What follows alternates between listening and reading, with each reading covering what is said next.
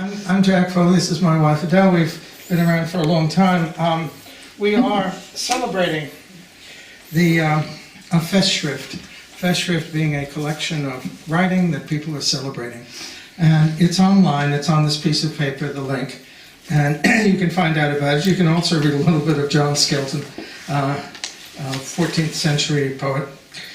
Although my rhyme be ragged, tattered, and jagged, rudely rain-beaten, rusty, and moth-eaten, it hath in it some pith, and I don't lisp. Anyway,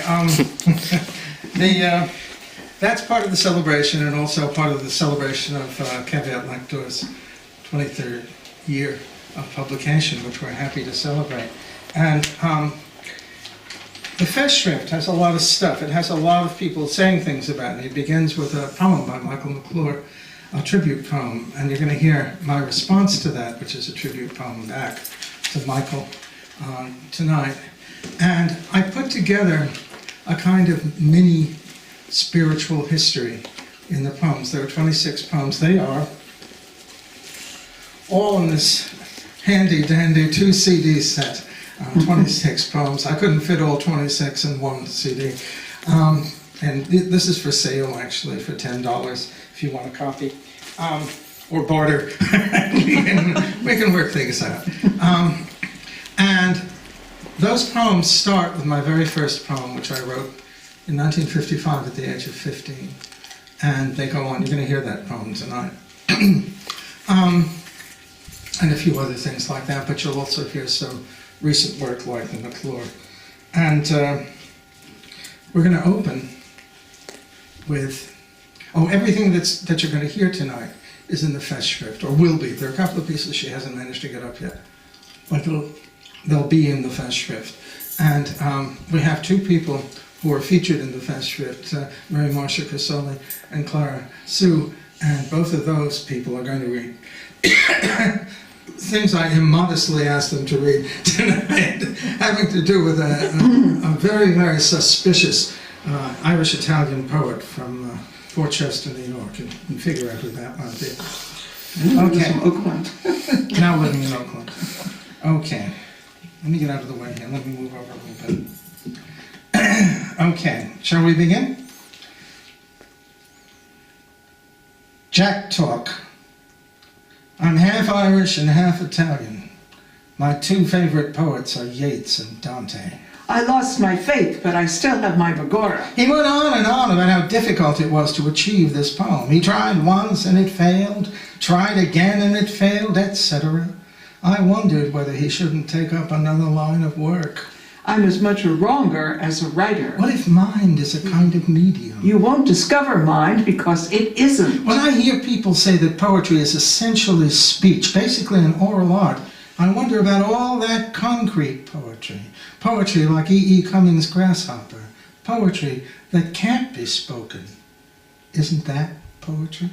I used to be 6'7" before we had a child. Before I took up poetry. A mango is a peach that died and went to heaven. It is possible, even after all these years, that Plato was wrong. When I wrote film criticism, I wasn't interested in telling people whether a film were good or bad. I was interested in finding out what I was doing there in the dark. Revision is addition, not subtraction. Picture me as a line of chorus girls. We are all tap dancing and we need to get off the stage for the next act to come on. So we're given a traveling step. The most famous traveling step of all time is the shuffle off to Buffalo. Jack demonstrates, leaves the room. After dinner. Why is Jack like Trigger? Because he's stuffed. If you don't have any place better to go, you can always go to the bathroom. The secret to a happy marriage is, yes, dear. Yes, dear. Do tough guys in Brooklyn still say D's and does for these and those? The Greek words for God and goddess are respectively theos and thea. The Roman words are deus and dea. The Romans were tough guys too. Yes, we were, says William Fasolino. What if there is no best? People! Some grease is natural, some grease is acquired. The most difficult thing about a poetry reading is getting out of the room afterwards. KPFA. How do you spell that? Answer, T-H-A-T. Scun like done. Scone like stone. There is God, there is heaven, and there is chai. Not necessarily in that order. Bress, madam. Collage has been called by Jerome Rothenberg and others the art form of the 20th century, and collage by its very nature moves against the idea of private property. Did T.S. Eliot ask permission of all the people he quoted in The Wasteland? Not collage. Collision, the disease of choosing. These writers are in paper bags. Some of the paper bags are more substantial than others, but they're all in paper bags. Not one of them has a new idea about the art. Not one of them can write his way out of a paper bag. Denunciations of our society are easy enough to make. There is a lot in our society that requires denouncing. But unless the denouncer cops to some sort of complicity, they carry with them a strong egoistic element. The real subject of such screeds is not the society they are supposedly denouncing, but the self-satisfaction one feels at being totally in the right. The text is the horrors of society, which everyone knows about, but the subtext is the ego gratification of the speaker.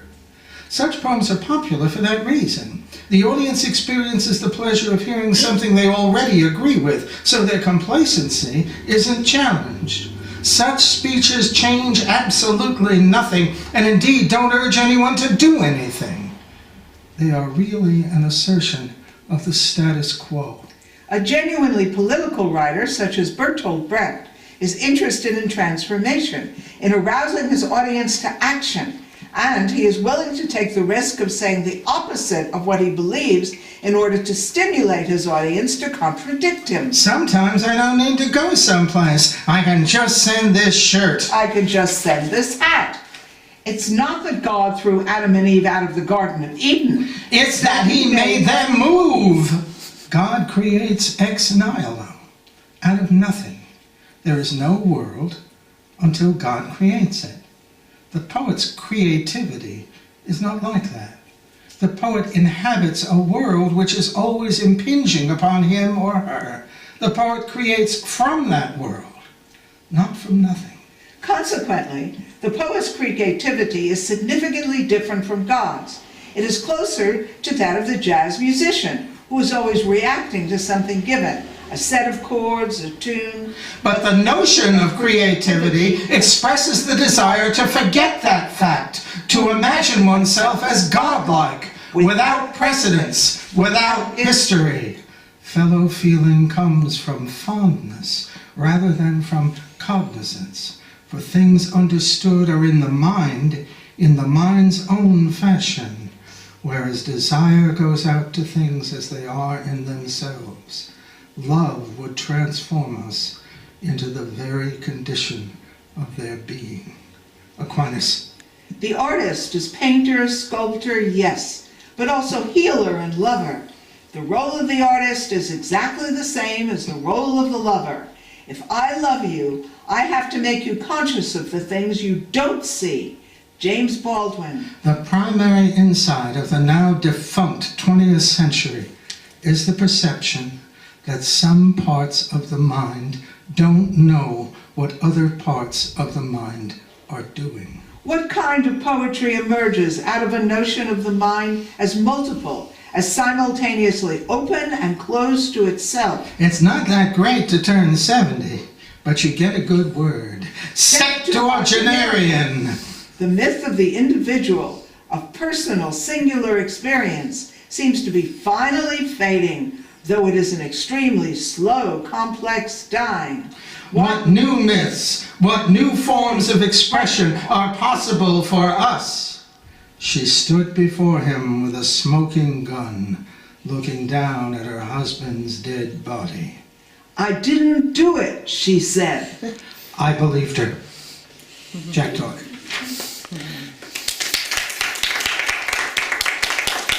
We're going to have a couple of statements from the book, from the Festschrift. This is what I have to, or was yours first? No, yours was. Mine's first, thank you, dear. This is a statement. It's actually not quite right on the Festschrift. I rewrote it, but it hasn't been fixed yet. But this is, you're faced with your whole life's work, such as it is. I began writing when I was 15. I'm still writing. I'm 72. For me, writing is a joy, even a refuge, not a struggle, perhaps an addiction. I think sometimes that my happiest moments are when I'm writing. At the same time, I don't think there's much hope that my writing will survive my death. I've written no Wasteland, no Howl, no Coney Island of the Mind. Nothing that would thrust me into the consciousness of the literati. I had hoped that my choruses would do that. You'll hear one tonight. But they didn't, at least not yet. No doubt this is partly because poetry as silent reading is embedded so thoroughly in the consciousness of the literati. The word literati is etymologically connected to letters.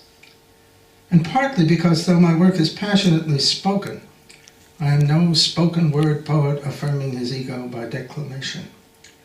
I suppose that coming to the conviction that the work will not last, many people would stop. Why bother? Yet the joy is such that you continue.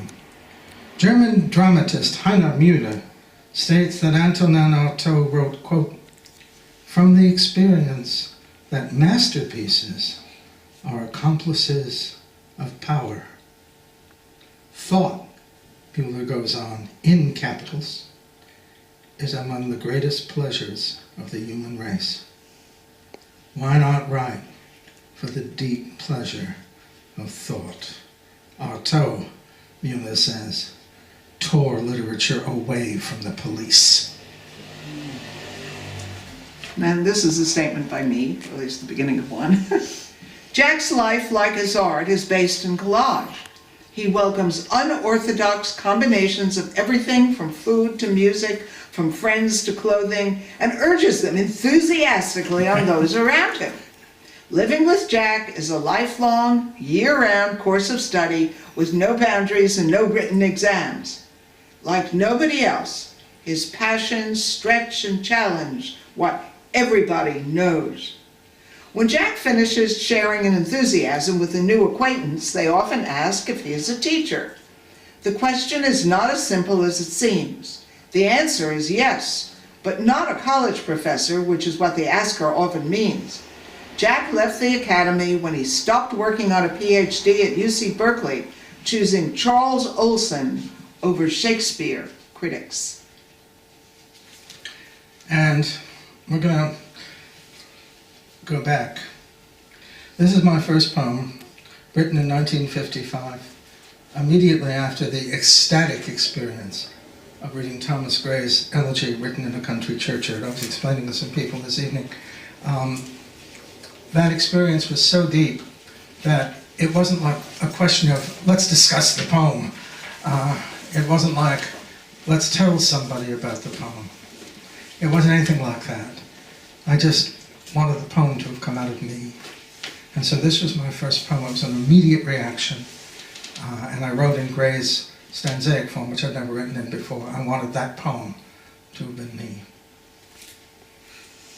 15. I see the night, the restless, eager night that spreads its shadows softly on the day and whispers to the sun's red burning light to vanish like a dream and pass away. I see the night, the darkened mist of night, and feel the velvet sorrows memories bring. September's leaves have fallen, old and bright, and autumn's winds have blown the dust of spring. I think of days long past and gone and dead, of all the ancient withered hopes I've had, and wonder where the passing hours have fled, the ghosts of yesterday forever sad.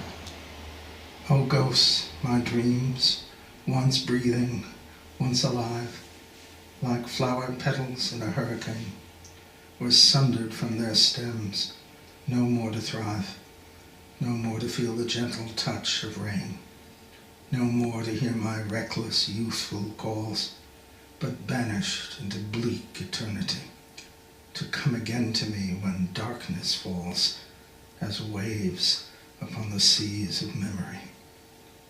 And now the night, with stars and shining lights, all winking sprightly like the woodland fawns, is fading fast.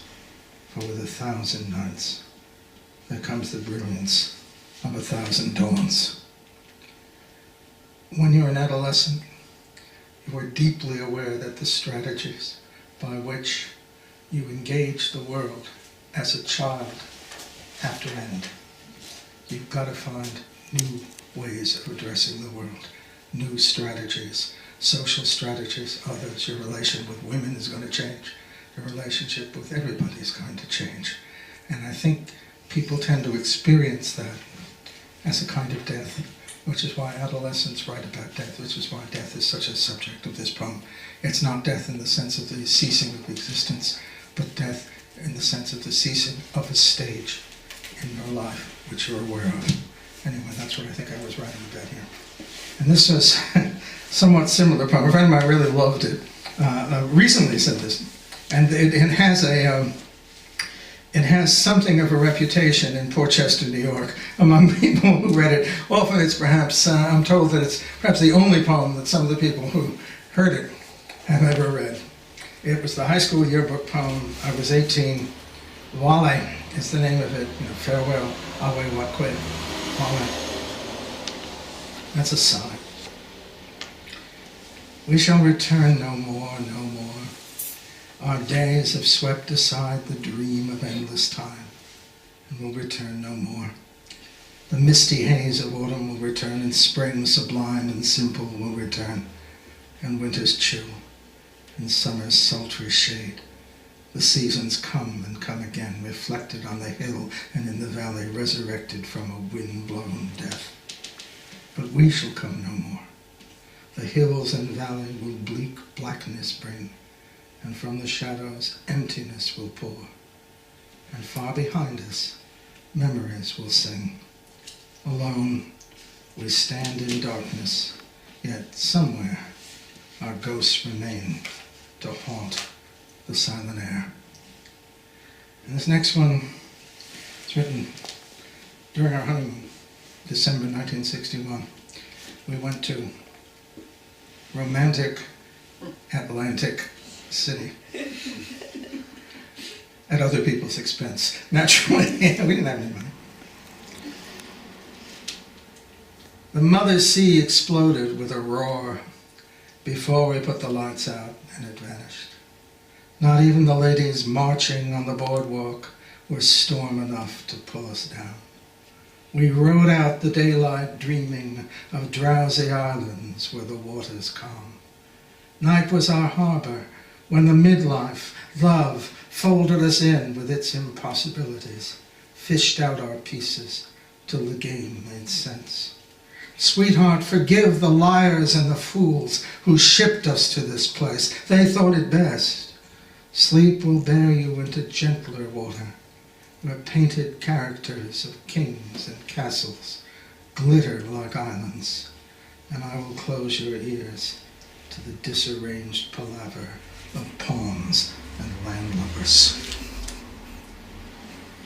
And in this poem, this is on the back of the piece of paper that I gave out. It's called Fall. I had, of course, read Milton. There's a famous simile in Milton in which Milton compares the fallen angels who have fallen into this terrible pit to the leaves in Vallombrosa as they gather.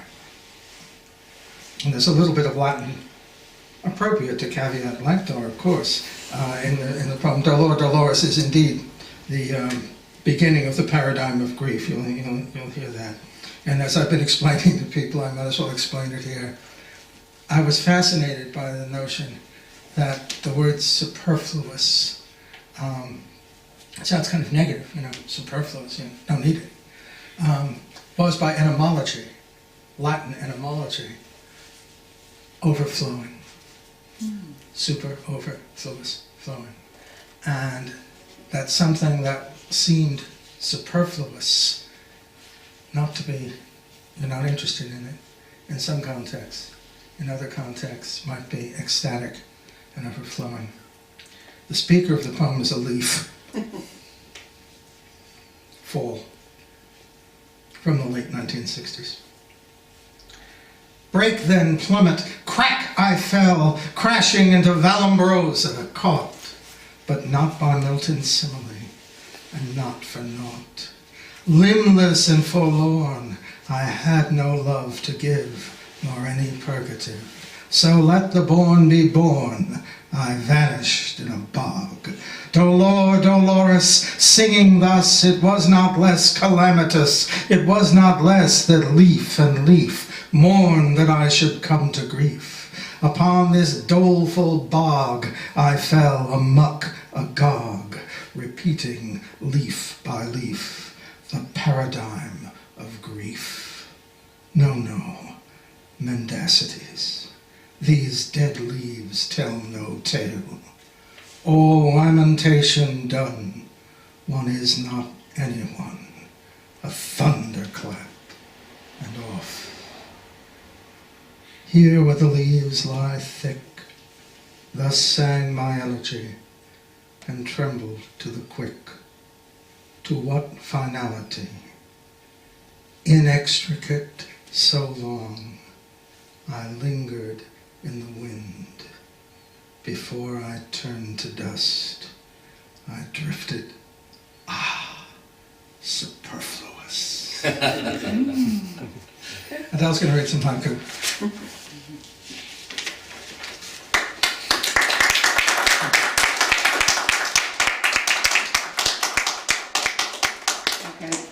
This is called 15 Haiku for Vicky. I've known you so long, always figured that I could reach out and find you. A half century from high school to Medicare is hardly enough. A shared passion for Pete Seeger and Woody Guthrie cemented our friendship. You were really smart, a whiz at math and science, crazy about books. Your dad took us down to Disneyland the summer after it opened. Tom Sawyer's Island, the old creaky jungle ride, filled us with wonder. We both married young, settled in California, never more to roam.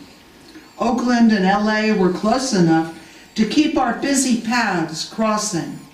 My husband joined us at museums or bookstores, brunch, lunch, or dinner. Bioethics mixed law, science, and politics, reflections of you. You loved your daughters, fiercely proud of the women that they have become. But it was the twins who stole your heart, filled photo albums. You said you were sick, understood maybe too well what was happening. I called to check in for a year's worth of weekends. Where will I call now? Once more, Jack and I will eat breakfast in your honor at Delancey Street.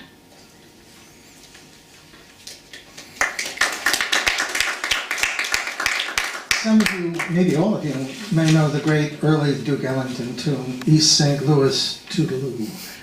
And East St. Louis Toodaloo, it's like in New Orleans, where the jazz band plays for the funeral procession. That's what an East St. Louis Toodaloo is. And there's some 40s jazz slang in this thing. Viper is somebody who is a marijuana addict from the 40s. And there's references. Ellington worked for the famous Cotton Club, which was run by gangsters, stuff like that. East St. Louis, Bubber Miley was the incredible Bubber Miley. He played a trumpet that sounded like no other trumpet anybody had ever heard. It was this muted trumpet, and it sounds like a growl. And Ellington heard it, and he said, "We're not playing any more pretty music. This is what we're going to do." And they did, and it's amazing. If any of you are familiar with, characters like Cab Calloway and Sportin' Life and Porgy and Bess, it's all there in Bubber Miley's sound. That's what it's about. Harlem, it's about dope, it's about all kinds of stuff. Violence. East St. Louis Toodaloo. Gee, baby, you want to know I'm a viper? No good. I'm delighted for you, Jack, and I admire your obsession. But I'm out there strutting. How do they say goodbye in East St. Louis? Have you noticed people in Oakland who look like images from Mayan friezes? I was paying my bill at Walgreens. The checker looked like that. I asked her, "Do you have Mayan blood in you?" She answered, "Yes, I do. I just found out about it a few months ago." Oh, I could have told her. When she bears a son several years later, Walter again has him taken from her under identical circumstances. That muted trumpet, Sportin' Life, Cab Calloway, Down Dirty, it's all there in Bubba's sound. Hit the note off pitch and then bend it up. Bubba Miley, TB took him, but I fear only Madden. Mood indigo, despair and money. Viagra ads keep coming, and you are about to take another dangerous airplane flight on a kindly errand to someplace you don't very much want to go. Note the you, the self, which is complex, divided simply into two, the speaker and the one addressed. And what about those others with whom you are in a problematical state of identification, many of whom died before even reaching your age? Better diet, says my son, explaining why so many people live longer these days. We take better care of ourselves. Despite the diet, some die. As you are complexly selved, so you are complexly old, various ages manifesting, none wholly dead until all die, and the hope for wisdom useless, and the hope for understanding a laugh, and the hope to be free of neurosis hilarious. Listen to the stomach.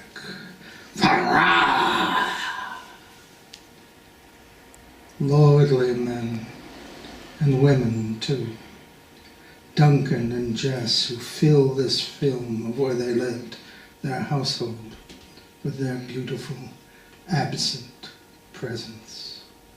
Lordly men, leaving the shell of a life so we may see the sea. It's East St. Louis Toodaloo. Michael McClure wrote a tribute to me in the Festschrift, and he's just turning 80. He'll be 80 in October. He'll be an octogenarian. And I was asked to do some kind of tribute to him. And they wanted me to write an essay, but I wanted to write something in the vein that Michael wrote to me. Most of this poem is, in fact, quotations from Michael. Most of it is not me. I call it, like the Iliad means a work about Ilium. The Dunciad means a work about dunces. This is the McCluriad. Octogenarian? The word seems scarcely applicable to the man I see sitting across the table of this El Cerrito eatery. Magnanimous, inquisitive, challenging, happy, amorous, elegant, laughing. Writhing multidimensionality of thought. The surge of life drifts in every direction. I think all art should be extreme. Demands for communication are of small voice when art is pushing towards a oneness with the possibilities of imagination. Each side of each dust speck turning in sunlight is a movie. Caves in the movie reach to the tiny end of infinity, and each speck grows to fill all. If the type and placements of lines seem strange, read them aloud, and they will take their shape.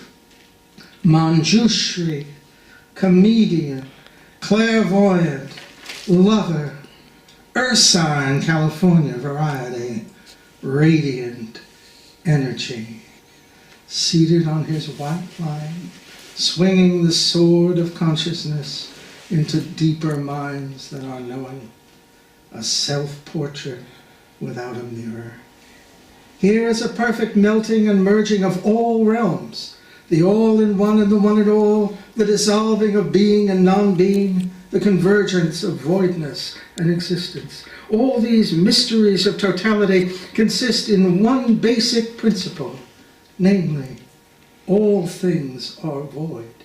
In contrast to doctrines of various monisms and monotheisms, the Huayan doctrine holds that the wonders of Dharma too are brought into play not because of the one, but because of the great void. This is as if to say that zero, not one, is the foundation of all numbers. The mutual penetration and non-obstruction of realms. What a sensitive man of Periclean Greece, taken up from time and placed in the New York City Garment Center at rush hour, or in Peking, or Tokyo, or London, imagine himself in hell, in the act of play, and under the influence of the rebellious imagination, even war transforms itself. The simultaneous expression of spirit and matter. Agnosia, knowing through not knowing. Perhaps blackness is the best window, a full measure of black wine. But now you put a question to me asking, how should I think about God and what is he? And to this I can only answer you, I do not know. I sensed that Antonin Artaud's poetry, a breakthrough incarnate, was a way into the open field of poetry and into the open shape of verse and into the physicality of thought. Not symbol eyes, but simple eyes. Sculptured hands of a seated figure.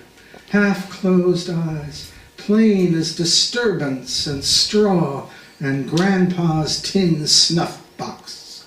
Thoughts in the hands make one big zero. The experience of self is what all things seek, because it is the deeper breath they breathe. The mind in a mirror of flames. His mater is delectable, solicious and commendable. His English well allowed, so as it is empowered, for as it is employed, there is this mighty void. At these days mock commended. Oh, God, would men have amended his English, and do they bark and mar all they work? McClure, that famous clerk, his terms were not dark, but pleasant, easy, and plain. No word he wrote in vain. Surge, blackness, meet, swirl, gesture, kid, grar. There are certain words that are forever. Michael McClure.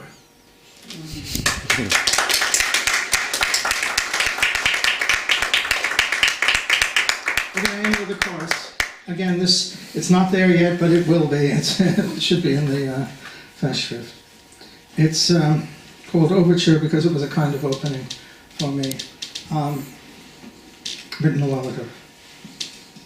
That the hummingbird's wings are of a remarkable rapidity, he had noted often. Nothing could be done. The shift of his breathing. Had to begin. 12 o'clock, and he still hadn't had a... Diurnal sensation. The block of the governor. Is therefore revealing. The muck of the plains. Living blues. A means of reversing. Whereof is so manifest. Such crooked paths, such ways this palace hides. Wit and power to study the travail. New adventures listy undertake. The way and its power. Leading to the outside. In the eyes of the law. A long time and ideas rise up. Toward gratification. Inhaling. Exhaling. Rise and fall. I name that audacity. With him 100-fold. Intellect does in the soul. I name that audacity whose courage on man. In the form that is. With the heavenly heart. Excitations unbounded. Indolence. Indolence and distraction. Directly the roots of towards punishment, towards the origins and histories of consciousness. His face, his bowels. Dispatched from the earth by his brothers, he began to breathe again. For a long time now I have felt the void like the plague, a power creating in the soul a craving of.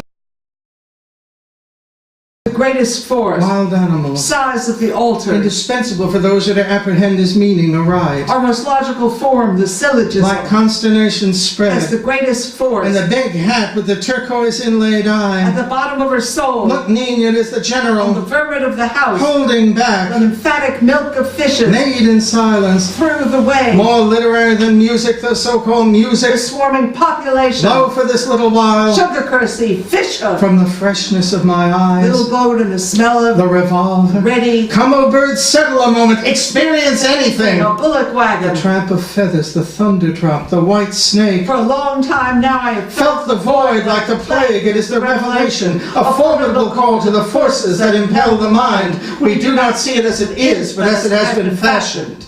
moving heads on rollers, Animated a hieroglyphs, disinclination or resistance, rolling eyes, pouting lips, muscular spasms, mirrors, shoots, sources, limbs in a pier is burning, east is burning. The old man drew in a black spirit hugely against, in the flickering light, again, against, in the earliest march, courageous, far more astounding, the days in which sweet Bryan, Nebraska, at the spring, at sunset, the night in disguise, who knows, the would-be merman, the foolish queen, adventures while singing, like Peter Jackson preached in Ulster, factory windows are always broken. This is the price I pay for the light I shall someday see, and what if my body die of this small inland town? But drunk in tears, no bird, great beds of poppy, only asleep dissolved in thunder jars, no guardian, 9 times battered to wear and weaving. Oh, keep him safe, reveal him whose he was and who he was, with the peak of the mountain and his bones were bold as the Egyptian ass ship. Onward she bore a child, clop clop of horses, stored, assembled and disassembled, the startling impact of their loud bursts of noise as they arrive at unpredictable intervals of the stream. The lines which spread. The theater's alchemy. At night, anyway. In a tight net. The huge. When I saw that the light appeared, I was astonished. And again fell down, fell dead away. This is indeed the spirit of wisdom, the eastern source. Preserving their antiquity. For none of the pleasures I have is equal to what is given me. The lines which spread. The theater's alchemy. Some of these seem much older than was thought. God's immanence or indwelling in the world. A particularly searching theory of the Shekinah. The king on his throne. Followers developed in great detail. Most shameful sinners burned. The process of creation burns. There were 2 versions of it. In Genesis. In short, before all else, entirely practical. Works of the chariot. My hopes for the theater are, strictly speaking, idealized. Logos and vacuum. Innermost joy. Bound by love. These are the manifestations. The next morning I communicated to my teacher. Lines that spread. That's our program. Thank you. Thank you, Chris. Thank you.